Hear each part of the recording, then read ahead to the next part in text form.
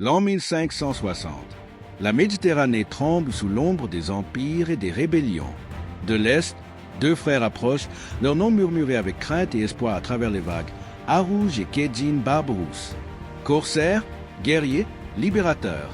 Leur destination, Alger, un joyau de la côte nord-africaine, aujourd'hui enchaîné sous la pointe de fer de la couronne espagnole. Ce soir, le vent porte le changement. Sur le pont de la galère de tête, deux visions s'unissent.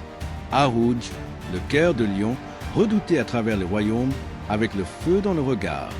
Et Kerdin, le tacticien, dont l'esprit navigue la guerre avec autant de finesse que la mer. Ensemble, ils mènent une force, non seulement de navires, mais de volonté. Pour eux, il ne s'agit pas d'une simple conquête. C'est une reconquête, un appel et le début d'une légende.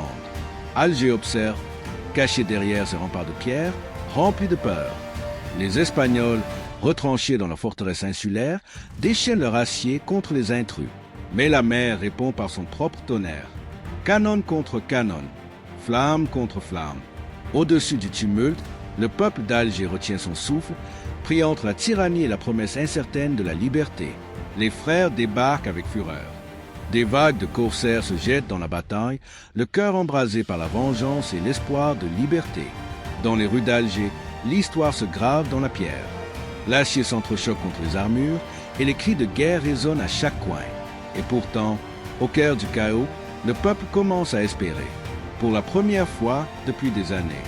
Puis, le silence. Les armes se taisent. La fumée flotte au-dessus des toits. Et, du sommet de la plus haute tour d'Alger, un nouveau drapeau s'élève, le croissant. Le peuple sort des ombres.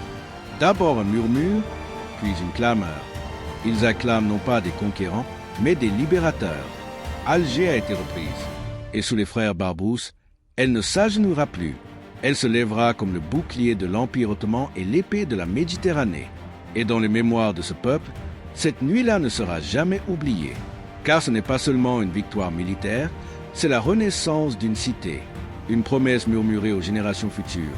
Tant qu'il y aura des hommes pour se lever, Alger ne tombera jamais dans l'oubli.